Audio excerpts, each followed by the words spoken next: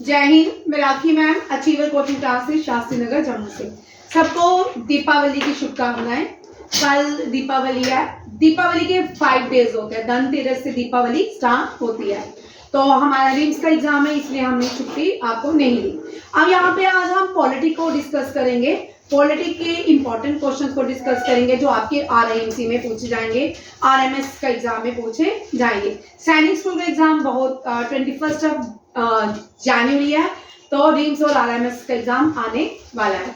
अब देखिए, ये हम रिवीजन करेंगे क्वेश्चंस में, मिक्स क्वेश्चन है। देखिए, पहला क्वेश्चन आता है सुप्रीम कोर्ट। सुप्रीम कोर्ट से जितने भी रिलेटेड क्वेश्चन है वो सारे देखते जाए। और देखिए, सुप्रीम कोर्ट जो होता है highest court in India. Home and supreme court India. बड़े बच्चे ऐसे होंगे जिनको नहीं पता, कई बच्चे 2, 5, 6, 7, 8, 9, 10 लिख देते हैं। ऐसा नहीं है, सुप्रीम कोर्ट एक होता है। हाईएस्ट जुडिशरी पावर जो होती है वो कौन है? Supreme court. लॉज कहाँ बनते हैं? लॉ सुप्रीम कोर्ट में नहीं बनते, लॉज पार्लियामेंट में बनते हैं। लॉ मेकिंग बॉडी कौन सी है? पार्लियामेंट। ठीक है, हाईएस्ट लॉ मेकिंग बॉडी। ये भी क्वेश्चन आता है साथ साथ में। जो मैं एक्स्ट्रा क्वेश्चंस लिखूंगी ना वो भी आप लिखते जाओगे। ठीक है, देखिए, पहला highest law making body. Highest law making body कौन सी है? उसको हम पार्लियामेंट के नाम से जानते हैं। अब हम पार्लियामेंट करेंगे तो पार्लियामेंट के 3-4 क्वेश्चन कर लेते हैं। ठीक है, भव्या इसका आंसर है कहाँ? ओल्ड पार्लियामेंट का नाम क्या रखा गया है? ओल्ड पार्लियामेंट का नाम संविधान सदन।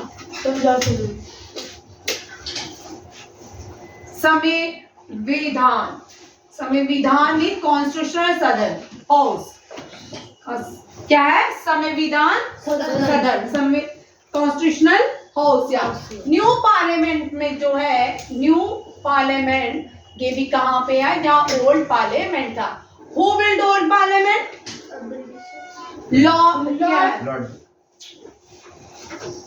लॉर्ड लॉरेंस भाई, एडवर्ड ल्यूटन। आप रोज भूल जाते हो। और इस तरह के, क्योंकि ये करंट है और करंट टॉपिक आपके आरआईएमसी में रहेंगे। और करंट टॉपिक ये इसलिए बनता है क्योंकि देश ने एक नया पार्लियामेंट बनाया। देश ने नया पार्लियामेंट इसलिए बनाया है, 2024 में सीट्स बढ़ जानी है। 888 सीट्स हो जाएंगी लोकसभा में और 500 कुछ सीट जो हो जाएंगी राज्यसभा में हो जाएंगी, जिसकी वजह से नए पार्लियामेंट बनाने की जरूरत पड़ी। पहले पार्लियामेंट में 552 सीट्स थी, लोग बैठने की कैपेसिटी थी, और लोकसभा में 252 लोकसभा सीट्स थी। अब इतने ज्यादा नए लोग जो आ नहीं सकते पार्लियामेंट हाउस में, ओल्ड वाले में, तो न्यू पार्लियामेंट बनाना पड़ा। न्यू पार्लियामेंट में हमने स्पीकर के राइट साइड में, देखो भाई मैं बोलूंगी, हाँ पहले मैं बोलूंगी, स्पीकर के राइट साइड में सिंगोल की राइट साइड में सिंगोल की स्थापना की है। किसकी? सिंगोल जो है ये रितामला हमने किस एम्पायर से लिया? किस डिनेस्टी से आता है? चोला। किससे आता है? चोला एम्पायर से आता है। किससे आता है? चोला एम्पायर से आता है। सिंगोल, देखो अब चोला है ना, चोला जो है, चोला ने भारत की, अब चोला से 3-4 चीजें सीख लो, क्योंकि चोला अब तो ये एंशिएंट इंडिया में था, बट ये इसलिए pre ancient India, pre medieval period से पहले था। और ये इतने इंपॉर्टेंट है, जो चोलास है, चोलास ने भारत की पहली डैम भी बनाई थी। Who build first dam? ठीक है, ये कैरिकाल चोला। किसने बनाई थी? कैरिकाल चोलास ने। और उस डैम का नाम क्या है? कलाना डैम। मुझे बोलने देना तो ज्यादा क्वेश्चन रहेंगे, आप बोलोगे तो स्किप हो जाएंगे।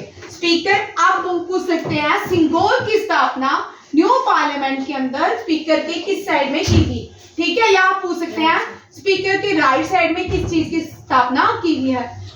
वो सिंगोल है। ठीक है, अब नेक्स्ट क्वेश्चन देखते हैं। पार्लियामेंट, अब हमने इससे पहले ये साथ वाले क्वेश्चन साथ में लिखते जाइए। डस्टर कहाँ पे है? वहां नहीं रही, क्योंकि क्वेश्चन हमारा ये सुप्रीम कोर्ट का था, तो पार्लियामेंट को थोड़ा पढ़ना जरूरी था। पार्लियामेंट के अंदर क्या होता है? Parliament consist of 2 Lok Sabha and Rajya Sabha. Lok Sabha नहीं, Lok Sabha, And Rajasabha. Rajya Sabha and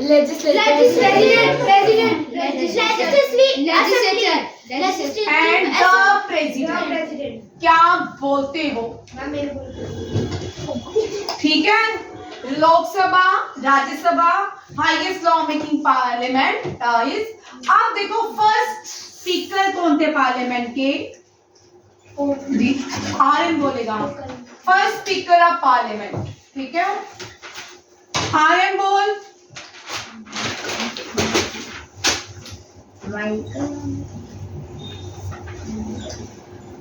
जीवी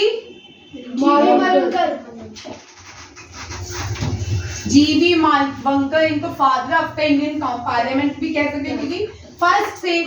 और करंट कौन है? करंट आपको ओम बिरला को ऐसे रखा है जैसे आपके घर का नंबर। ठीक है, ओम बिरला।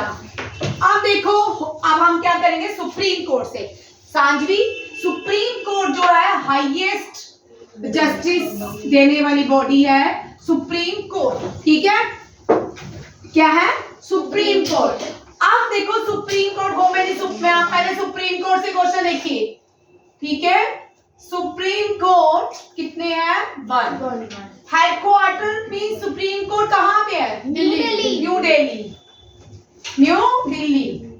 न्यू दिल्ली का ओल्डेस्ट नेम इंद्रप्रस्थ। ये क्वेश्चन आ चुके हैं एग्जाम में, इसीलिए रिपीट करती हूँ मैं। ठीक है, आज सुप्रीम कोर्ट में जो हाईएस्ट बॉडी, जो हाईएस्ट पोजीशन पे होता है उसको चीफ जस्टिस ऑफ इंडिया कहा जाता है। क्या कहा जाता है? Chief justice of India. कौन है करंट चीफ जस्टिस? मैं पहले current chief justice of India बोलूंगी तो ये है D.Y. चंद्रचूड़। कौन है? D.Y. चंद्रचूड़। ठीक है, उसके बाद फर्स्ट कौन थे? भाई आज तो तुम रिकॉर्ड तोड़ हो रहा है, पेपर आने वाला है। H.J. Kania first chief justice of India थे। और जब मैं एग्जाम परसों जब अपना पेपर डालूंगी ना, आपको जो मैं आपको डालती हूँ, मैं आपको ये क्वेश्चन डालूंगी जो मैंने यहाँ लिखवाया है। फिर नहीं बोलना मैम आपने शीट नहीं दी, नोट्स नहीं दिए, हमने किए नहीं। ये मैंने ज्यादा क्वेश्चन करवाए हैं। D.Y. चंद्रचूड़ ये 50th chief justice of India थे। और H.J. कानिया जो है first chief justice of India है। अभी तक कोई भी फीमेल जो है चीफ जस्टिस ऑफ इंडिया नहीं बनी। यहां तक समझ आ गया? अब सुप्रीम कोर्ट का रिटायरमेंट, जजेस की रिटायरमेंट का एज क्या है? 65। आपको कुछ में रिटायरमेंट दिखाती हो। ठीक है, पहले वो क्वेश्चन देख लो कौन कौन सी किस किस की रिटायरमेंट कब कब होती है।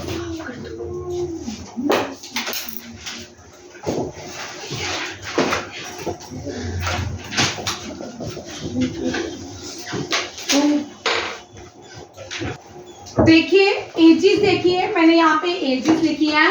कौन कौन व्यक्ति कब रिटायर होता है और कब अपॉइंट होता है। ठीक है, यहाँ पे सबसे पहले मैंने लिखा है राज्यसभा इलेक्शन के लिए आपको कितनी मिनिमम एज चाहिए। यहाँ पे ये सारांश वेरी इंपॉर्टेंट क्वेश्चन।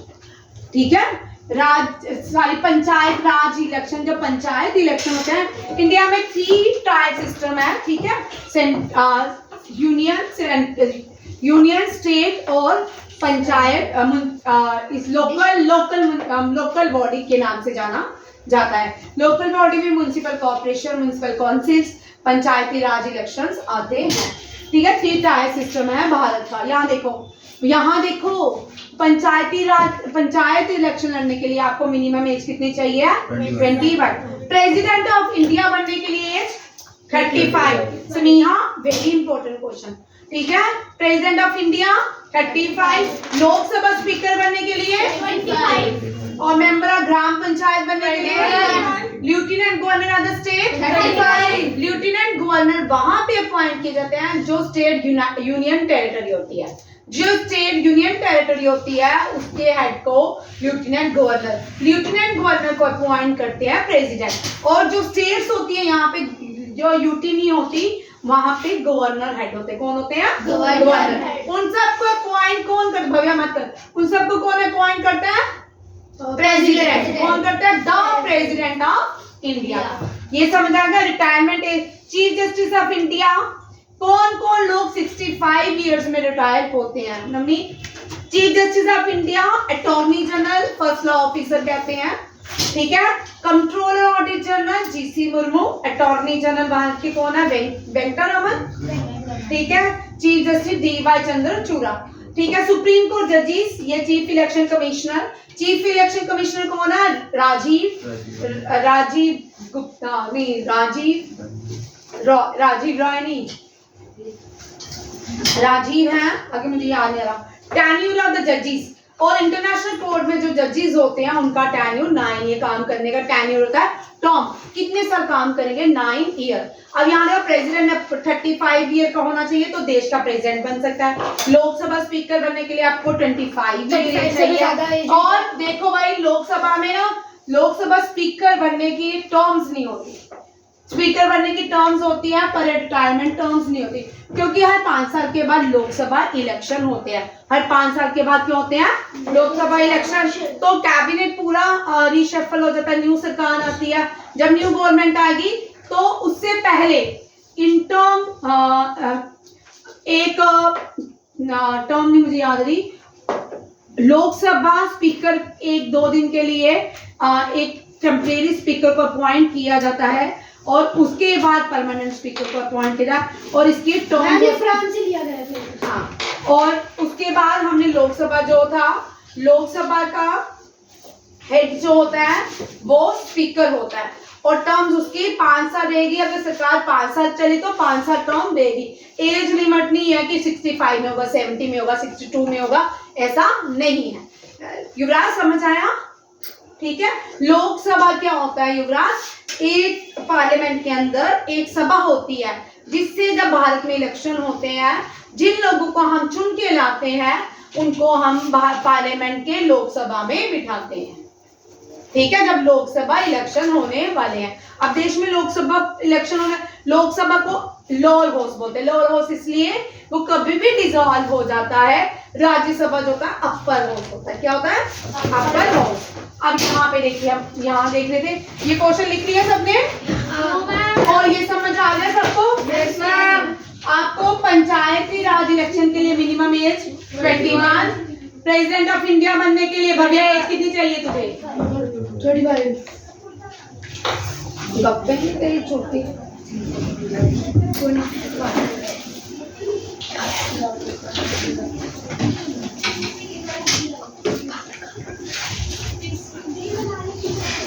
यहाँ देखो, अच्छा भाई कोई बात नहीं, 65 सुप्रीम कोर्ट के जज के लिए रिटायरमेंट एज 65। हु अपॉइंटेड जजेस? अब नेक्स्ट क्वेश्चन लिखिए, ये भी, इसके भी आने के बड़े सारे चांसेस होते हैं, आसानी तो आनी, ये सैनिक स्कूल में पूछ सकते हैं, ठीक है।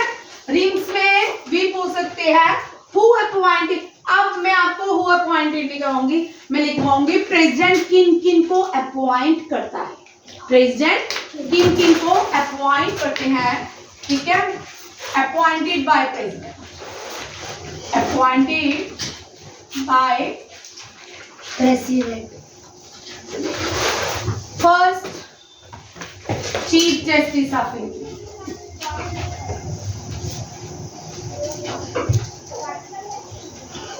भगवान को बहुत और दिया। Chief justice of India, prime minister of India, controller audit general, first law officer, attorney general, attorney general को फर्स्ट लॉ ऑफिसर भी मैम सीएजी क्या है? कंट्रोलर ऑडिट जनरल, ठीक है। Controller COMPOPLLER, controller audit. इनको प्रेसिडेंट इनको salary देती है, CAG, ठीक है, कॉन्टिजेंट फंड से आती है। Attorney general of India, first law officer. Attorney general of India is also called, bracket में लिख देती हूँ, ठीक है, first law office chief justice of India, prime minister of India, controller audit general, UPSC commissioner को भी, union public service commission को भी अपॉइंट करते हैं प्रेसिडेंट, चीफ इलेक्शन कमिश्नर को भी अपॉइंट कौन करते हैं? चीफ इलेक्शन कमिश्नर को भी अपॉइंट करते हैं प्रेसिडेंट ऑफ इंडिया, ठीक है। और कैबिनेट को भी अपॉइंट करते हैं president, but on the recommendation of prime minister, ठीक है। अगर किसको डिफेंस मिनिस्टर बनना है या रेलवे मिनिस्टर बनना है, कुछ भी कोई कैबिनेट में मिनिस्ट्री बनना है, प्राइम मिनिस्टर पहले उनके नाम देंगे, फिर प्रेसिडेंट उनको और दिलाएंगे, ठीक है। गवर्नर्स को भी प्रेसिडेंट अपॉइंट करते हैं। और कौन है? स्पीकर। नहीं भाई, उसको मैं आपको नहीं आता, आप गलत क्यों बोलते हो? गवर्नर्स को और लेफ्टिनेंट गवर्नर को भी अपॉइंट करते हैं प्रेसिडेंट, भारत के प्रेसिडेंट। कौन? भारत के प्रेसिडेंट, ठीक है। अब एक और भारत का नाम आया तो which article define India as Bharat? हाँ, आर्टिकल लिखो, ये वेरी इंपॉर्टेंट क्वेश्चन। लिखो article 1 says India that is Bharat. Article 1 says ये याद, ठीक है। Article 1 says India as Bharat. Article 1 says क्या कहता है? आर्टिकल भारत। हम ऐसे भी तो कर सकते थे ना, भारत डेट इज इंडिया। हमने ऐसा क्यों किया? भारत अपने देश का नाम भारत था तो भारत ही रखते, तो ऐसा क्यों हुआ? क्वेश्चन नहीं पूछते आप, ऐसा क्यों हुआ पूछना चाहिए ना, ठीक है। हमारे देश का नाम तो भारत है, क्योंकि वो इंडिया और पाकिस्तान को मिला के भारत था। ऐसा नहीं है भाई, इंडिया और पाकिस्तान को क्या मिला के? वो तो पाकिस्तान भी क्लेम कर सकता है इंडिया को, क्योंकि पाकिस्तान जो है भारत इंडिया से ही लगा हुआ था, भारत से। हमारा नाम पहले भारत भाई था। ऐसे रुक, फिर ब्रिटिशर्स पे आके उसको इंडिया कर दिया। मैं ब्रिटिशर्स ने किया। अब देखो हमारा भारत, हमारा और कोई बात नहीं बेटा।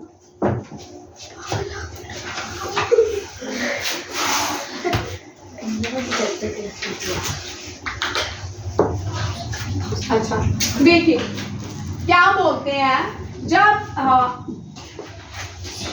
ग्रीक के लोग आए ना भारत में, वो हम सिंधु के किनारे आए, सिंधु नदी के किनारे। कौन सी नदी? सिंधु। भाई बैठ पढ़ा रही में सिंधु नदी में। अब उनके जो वॉवल्स थे ना, उनकी लैंग्वेज में स वर्ड नहीं था, ठीक है, एस नहीं था। तो हाँ, वो तूने पढ़ा ना, इन सब ने बड़ी बार पढ़ लिया, इसलिए इनको आता। तो उन्होंने हमें क्या कर दिया? हिंदू से हम बन गए इंडिया। भाई चुप, इंडिया बन गए, ठीक है। हिंदू से इंडिया बन गए, और ये हम हो गए हिंदू। हम क्या हो गए? हिंदू। हमारा धर्म हो गया हिंदू, ठीक है। हम थे सिंधु घाटी की सभ्यता को बिलोंग करने वाले लोग, मीन्स इंडस वैली सिविलाइजेशन को बिलोंग करते थे, ठीक है। और जब आए तो अब भारत जो नाम है India that is Bharat. Bharat नाम जो है दुष्यंत और कुंतला के बेटे के नाम पे डाला गया, और दुष्यंत और शकुंतला के बारे में हमें कालिदास के बुक से शकुंतलम से पता चलता है कि ये कौन है? भारत, ठीक है। इनका जो बेटा था, बेटे का नाम था भारत। क्या? इनके बेटे का नाम भारत। अच्छा भाई, India that is Bharat shall be union of state. Shall be, लिखो इसको, यूनियन ऑफ स्टेट,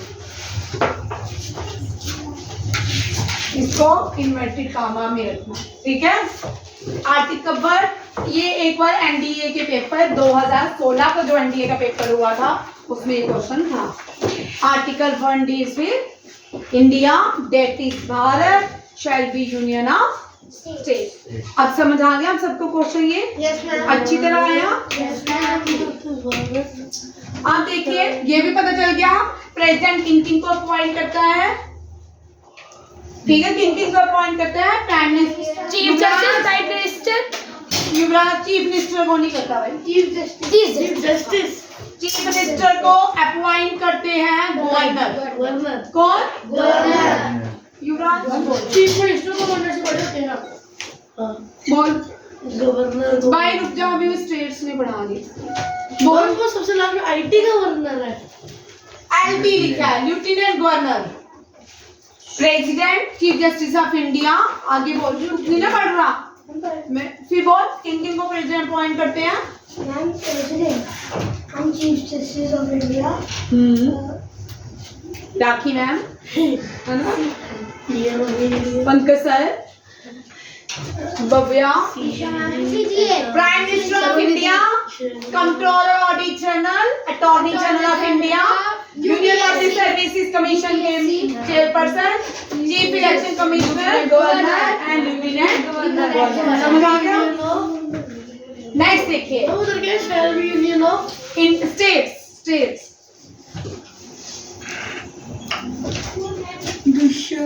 अगर यहाँ पे क्वेश्चन देखो, पार्लियामेंट के जो मेंबर्स होते हैं अगर वो 60 डे तक पार्लियामेंट से एब्सेंट हो तो उनकी मेंबरशिप चली जाती है, ठीक है। Members of parliament will lose is membership कब?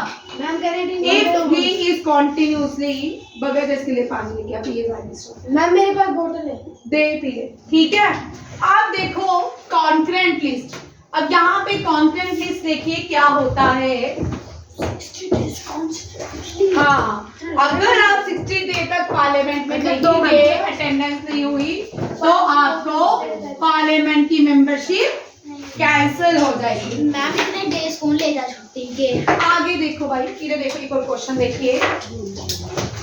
हमारे देश में यूनियन लिस्ट है, फेडरल सिस्टम है, यूनियन लिस्ट में प्राइम मिनिस्टर काम करता है, सेंटर काम करती है। यूनियन लिस्ट में कौन काम करता है? सेंटर, ठीक है। सेंटर जो है पूरे देश को देखती है, ठीक है। सेंटर के काम कौन करते हैं? यूनियन लिस्ट में आते हैं, ठीक है। अब आप एक क्वेश्चन लिख लीजिए, मैं आपको लिखवाती हूँ, बगल में मेरा फोन ले, ठीक है। यूनियन स्टेट्स के हेड कौन होते हैं? चीफ मिनिस्टर, ठीक है। और स्टेट के यूनियन लिस्ट, स्टेट लिस्ट, फिर कॉन्करेंट लिस्ट आता है। आप लिखिए, एक क्वेश्चन लिख लीजिए।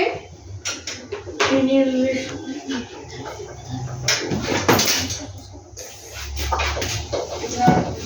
यूनियन लिस्ट में 100 सब्जेक्ट्स होते हैं। कितने यूनियन लिस्ट में? हो many subject? Union list is, हाँ, यूनियन लिस्ट में 100 सब्जेक्ट्स जो होते हैं वो एक सेंटर काम करती है 100 सब्जेक्ट्स के ऊपर, ठीक है। यूएन लिस्ट के नीचे क्या लिखा है? सेंटर। उसके बाद आता है कॉन्करेंट लिस्ट। आप यहाँ पे पॉइंट समझना है क्योंकि मैं इसके साथ ही आपकी पॉलिटी भी खत्म करूंगी, ठीक है। यूनियन में सेंटर के काम कौन करेगा? Prime minister of India. और यूनियन कौन कहाँ पे है? जहाँ प्राइम मिनिस्टर कहाँ बैठते हैं? दिल्ली में। तो उनके सारे काम कहाँ से होंगे? दिल्ली में। हर एक देश के अलग अलग सिस्टम्स हैं, डेमोक्रेसी के, गवर्नमेंट चलाने के, एडमिनिस्ट्रेटिव के, और सबके अलग अलग सिस्टम है। अब ये बंद होने वाला है,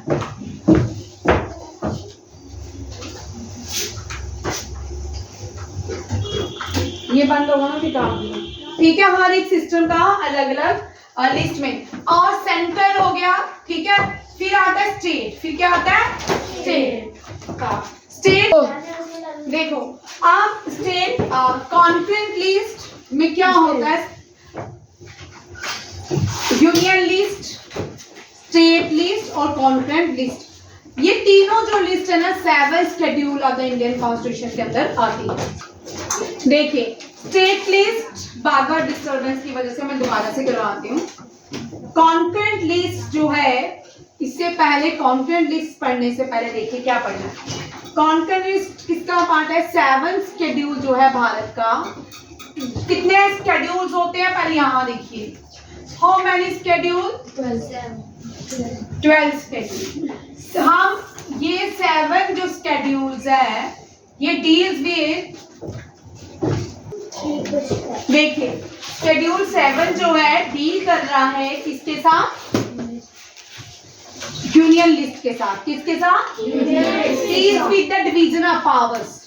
यूनियन 7 डील करता है पावर्स को डिवाइड, किसकी, यूनियन की, सेंटर की और कॉन्करेंट लिस्ट की। यूनियन की पावर्स अलग होती हैं, सेंटर की पावर अलग होती है, सॉरी यूनियन को ही सेंटर कहा जाता है, स्टेट की पावर्स अलग होती हैं। अब देखो ये पावर्स होती क्या है, जो सेंटर है वो पूरे देश के लिए काम करता है, ठीक है, जो कैबिनेट है जिसको लोकसभा में हमने पहुंचाया वो लोग सेंटर के लिए काम करते हैं। स्टेट के जो हेड होते हैं गवर्नर होते हैं, बट काम कौन करते हैं, chief minister of India. State chief minister decide करेगा कि अब स्टेट के जो सब्जेक्ट्स है ना, इधर देखिए निकाल दूंगी, स्टेट के जो सब्जेक्ट्स है ना वो 7 होते हैं। कितने होते हैं, स्टेट के पास पावर्स कितनी है, सिर्फ 7। वो 7 में से पुलिस, ऑर्डर, पुलिस, स्टेट अपनी पुलिस का खुद काम करती है, ठीक है, पुलिस है, सैनिटेशन, हॉस्पिटल, जो एजुकेशन, अपनी जो सेंटर को जो स्टेट को चाहिए रिक्वायरमेंट वो स्टेट काम करेगी, इनमें सेंटर इंटरफेरेंस नहीं करती है। मींस सेंटर जो बैठी होगी, इधर देखिए भाई आप उतारने में ही लगे रहते हो, सेंटर जो है जो यहाँ मैं सेंटर जो है, सेंटर सिर्फ अपने काम करती है, ठीक है, बट वो स्टेट में नहीं इंटरफेरेंस करेगी, स्टेट को अपने काम करने देती है। अगर सेंटर जो है बार बार स्टेट में आएगी तो क्या होगा, स्टेट काम कर पाएगी नहीं, तो उसको सेंटर ने हमारे कॉन्स्टिट्यूशन ने एक आजादी दी और उस आजादी को शेड्यूल 7 में रखा। कितने में, शेड्यूल 7 में। Schedule 7 deals with the division of power between centre, state and concurrent list. अब कॉन्करेंट को, अब देखिए सेंटर के पास कितने काम करने की सब्जेक्ट्स हैं, 100। ये क्वेश्चन आता है भाई, लिखते जाओ। और स्टेट के पास 7 और कॉन्करेंट के पास 52 सब्जेक्ट्स हैं, जैसे कि एनवायरनमेंट हो गया, फॉरेस्ट हो गया, वाइल्ड लाइफ हो गया, डिफेंस हो गया, ये सारे काम कौन करेगा, सेंटर। अब कॉन्करेंट का मतलब क्या होता है, अब देखिए कॉन्करेंट का मतलब स्टेट प्लस सेंटर, ठीक है, दोनों मिलके काम करते हैं, बट डिसीजन जो होता है ना वो सेंटर ही लेती है। कौन लेता है, सेंटर। अब ये समझ आया, schedule 7 deals with the division of power, किसकी पावर, स्टेट और सेंटर, समझ आ गया अच्छी तरह। और कॉन्करेंट लिस्ट हमने जो है कौन से देश से बारो किया, हमने किससे बारो किया, अब यहाँ तक क्वेश्चन समझ आ गया सबको अच्छी तरह। 3 क्वेश्चन में देखो कितना ज्यादा कॉन्स्टिट्यूशन था। अब 4th क्वेश्चन बोलते हैं रिट्स। रिट्स क्या होती हैं, फंडामेंटल राइट्स जो हमारे संविधान ने हमको, हमारे कॉन्स्टिट्यूशन ने दिए हैं, वो कौन से हैं, उनको हम रिट्स कहते हैं। टोटल कितने फंडामेंटल राइट्स हैं, 5। ओ भाई उस दिन तो तुम्हें डिटेल में देखो पहले मेरे पास फंडामेंटल राइट 6 है, कितने हैं, आर्टिकल 12 से लेके 35। हमने कौन सा आर्टिकल अभी पढ़ना है, ये वाला 35। मैं आपको 12 से ये पढ़ा चुकी हूँ ऊपर क्लास में, याद है, ठीक है ना। 35 आर्टिकल को हम ये इसको हमने, ये हमारे भारत का क्या है, ये इस आर्टिकल 35 को हम heart and soul of Indian constitution, heart and soul भाई, soul of Indian, heart and soul of Indian constitution किसको कहा जाता है, 35 नहीं 32 है भाई, वो 32 है, मैंने गलत लिख दिया, ठीक है। और ये मैंने क्वेश्चन भी गलत पढ़ लिया, ठीक है। आर्टिकल 32, आर्टिकल 32 को हम heart and soul of Indian constitution कहते हैं। Who said heart and soul of Indian article 32? B.R. Ambedkar. किसने कहा? Father of Indian constitution, architect. अब एक क्वेश्चन यहाँ पे, अम्बेडकर, B.R. अम्बेडकर के फादर ने एक सोसाइटी बनाई थी, क्योंकि वो शेड्यूल कास्ट से बिलोंग करते थे, तो उन्होंने एक शेड्यूल कास्ट के लिए एक सोसाइटी बनाई थी, और वो थी मेहर सोसाइटी। कौन सी? Mehar society. Who build Mehar society? Father of architect of India. Constitutional architect भी इनको कहा। ठीक है, ये भी याद रखिएगा। आप देखो आर्टिकल 32 में 5 रीड्स होती है। कितनी रीड्स होती है? 5 5। हाँ ठीक पढ़ा रहे हो भाई, मैं भी पाऊंगी। 5 रीड्स कितनी होती है? 5 कितनी होती है? 5 रीड्स। अब आर्टिकल 32 जो है कोर्ट ने हमें क्या दिया है? एक तरह की ये रेमेडीज दी है। क्या दी है? Remedies। आर्टिकल 33 को रेमेडीज ऑफ इंडियन कॉन्स्टिट्यूशन कहा जाता है। Remedies of Indian constitution. Father of B R. Ambedkar. हाँ, फादर ऑफ बी.आर. अम्बेडकर ने एक मूवमेंट बनाई थी, एक सोसाइटी बनाई थी, उसका नाम है महर सोसाइटी। क्यों? क्योंकि बी.आर. अम्बेडकर जो कम्युनिटी से आते थे उस कम्युनिटी का नाम महर था। क्या था? महर। और ये बॉम्बे बॉर्न थे। B R. Ambedkar was born in Bombay. ठीक है। Remedies of Indian constitution is article 32 is called remedies of Indian 32 बेटा 32 है, 35 नहीं है, मैंने गलत लिखा था क्या? अच्छा, remedies of Indian constitution article 32। और ये आर्टिकल 32 बोल रहा है क्या? कि it is enforceable by law. Enforceable by law कि अगर कोई भी आपके इन आर्टिकल, ये 5 रिट्स होती हैं। कितनी रिट्स होती हैं? 5। ठीक है, कौन कौन सी होती हैं? Everyone equal in the eyes of the law. ओ भाई, हैबियस कॉर्पस ये फर्स्ट। ठीक है, मैंडामस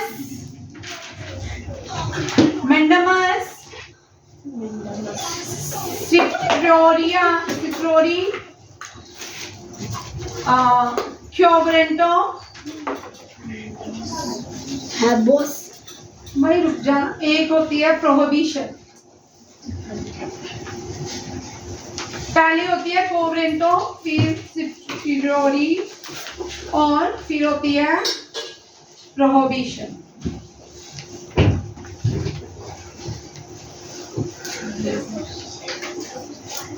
ठीक है, प्रोहिबिशन ये 5 होती हैं। हैबियस कॉर्पस, मैंडामस, कोवरेंटो, सिट्रोरी और प्रोहिबिशन। ये 5 जो fundamental, these are the 5 writs which were given by the Supreme Court of India, which was given by the Constitution of India as the remedies of the Constitution, and Article 32 deals with the writs. How many writs? There are 5 writs. ठीक है, और इसका who said heart and soul of Indian, who said Article 32 is called heart and soul of Indian? ये हो गया? Yes ma'am. वो क्या लिखा है? मम लिख रहा है। लिख लो। वो क्या लिखा है? मैं अभी आपको दूंगी ये, देखो आगे। वो क्या लिखा है? क्या? वो जो 5 राइट्स। हैप्पीएस्ट में से बोलिए, happiest corpus. Happiest corpus corps होता है बॉडी। कॉर्प्स क्या होता है? बॉडी। ठीक है, और अगर कोई व्यक्ति पुलिस पकड़ के ली जाती है तो उसको विद इन 24 आवर कोर्ट में पेश करना पड़ता है। कहाँ पे? उसके नियर जो मैजिस्ट्रेट होता है उसके अंदर। देखो, मैंडामस, हैबियस कॉर्पस, फिर मैंडामस, फिर सिट्रोरी, फिर क्या लिखा मैंने? कोवरेंटो, प्रोहिबिशन।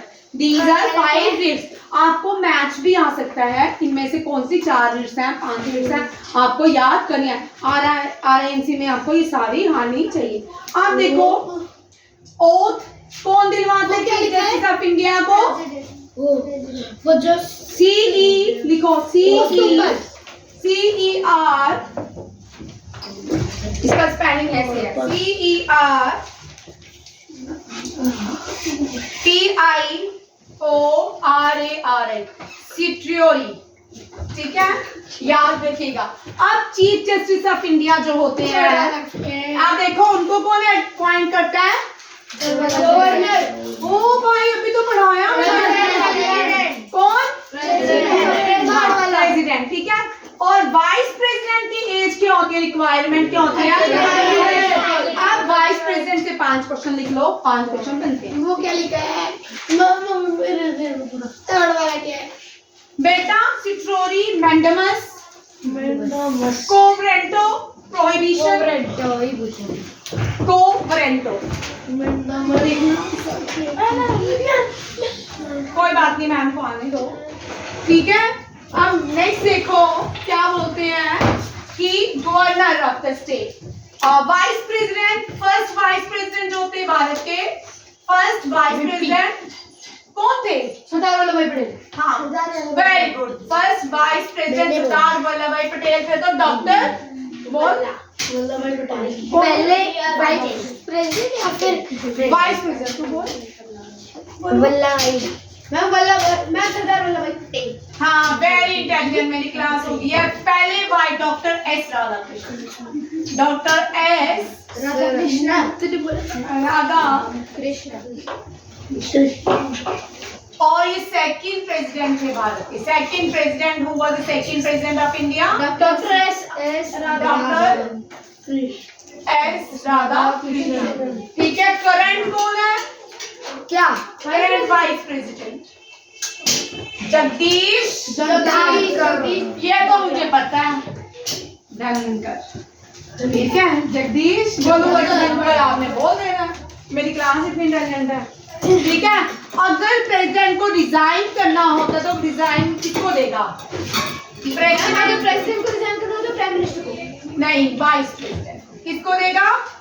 प्रेसिडेंट रिजाइन करेगा, किसको देगा? Vice president. और वाइस प्रेसिडेंट प्राइम मिनिस्टर।